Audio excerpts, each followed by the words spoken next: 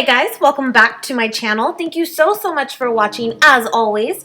Today I have a banana bread recipe for you guys, and I'm really excited to share this one with you because it is not only vegan, but it is also oil-free and sugar-free. Just a really great alternative from your more traditional type banana bread. So I hope you guys enjoy this recipe.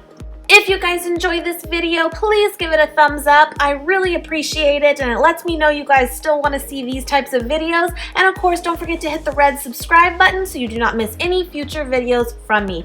I would love to have you along with me. Okay, let's get into this recipe.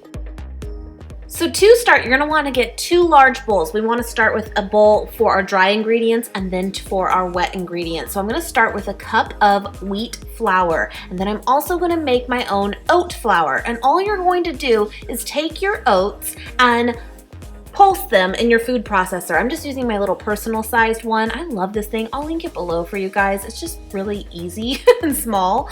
And I'm gonna make my oats flour. And it's as simple as that. And that way, it really absorbs into the mixture and it doesn't make your blend very dry. I find if you use like the full size oats, it works. You can do that, but it will make your bread a little bit drier. So then I'm gonna add some baking soda and baking powder as well as some cinnamon. This is my trick, guys. Add pumpkin pie spice into your banana bread. It just gives that little extra like, what is that? And it's so good together. So give that a shot. No one will know. Add a little bit of salt. You guys know I don't like to use a ton of salt, but a little bit does go a long way when it comes to baking. I'm also gonna add a little bit of flax meal that I have. This is completely optional, but if you do have it, I definitely recommend it as it is very good for you.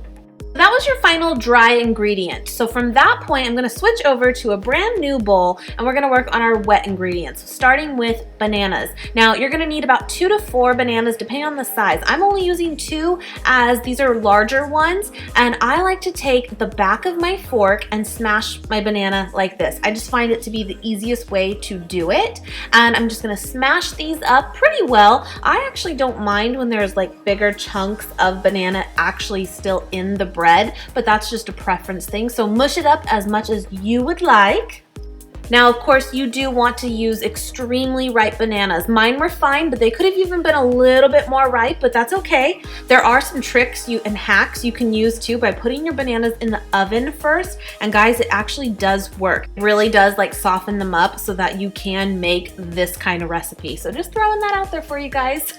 After that, you're gonna put this into another clean bowl. And from here, we're gonna add maple syrup. Pure, real maple syrup, and this is going to be the substitute for sugar. I'm also going to add a little bit of almond milk. This is the unsweetened vanilla one, but use whatever non-dairy milk you have, as well as a little bit of vanilla extract. You could also use vanilla powder, whatever you have, but it'll just give that a little sweetness to it. And then you're going to whisk all this together.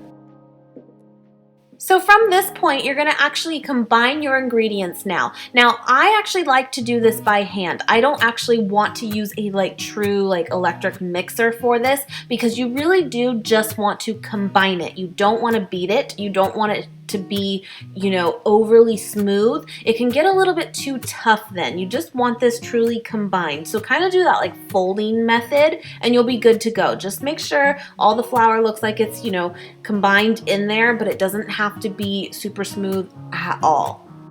And I also thought I would just point out at this point, this really was the base of this recipe. So please feel free to change anything about this at this point if you'd like, whether you want to add nuts to this, chocolate to this, whatever it is. This is truly the base and you can get really creative from here. So I'm gonna put this into my loaf pan that is lightly sprayed with a little bit of coconut oil, just so we can get it out easily, but use whatever kind of non-stick spray you like. And this is gonna go into the oven at 350 degrees for about 30 minutes. Keep an eye on it, around 25 minutes, check it, do the toothpick trick where you can see if it's gooey inside or not, and go from there, but about 30 minutes. When it comes out and it's still hot, I like to add just a small little drizzle of maple syrup and let it kind of ooze into it. That's just what I do. Now, I thought I'd show you guys real quick the easiest way, I think. Let it kind of sit in the pan for a few minutes so you can still touch it, even though it's still hot. But I can now handle it now it's been out for a little bit, and just put your wire rack on top, flip it upside down, you know the drill. Boom, done and done. And it should all come out really simply for you, and it should look and smell delicious. And let it cool down maybe about 10-15 minutes. This is actually still warm as I'm cutting into it, but I did give it a few minutes to not be like crazy hot. But I just thought I'd show you. It is completely done. It is so good, guys. It really is. And again, this is like the boring version, meaning I didn't add anything extra at all, and it's still amazing just like this. So please get creative, but also have it just like this too. This is one way I actually love to have it, and it's with frozen blueberries. I'm on a kick lately with frozen blueberries. All the juices in it, oh, I just love it. And the bread was still a little bit warm, so it really kind of released those juices. Delish. Sprinkle a little bit of walnuts on top. Amazing dessert or breakfast, whatever, one of the same. I hope you guys enjoyed this. I really do. Please make this. And if you do, please tag me on social media. I would love to see it. I hope you guys enjoyed this recipe. Thank you so much for watching, and I will see you guys very soon. Mwah!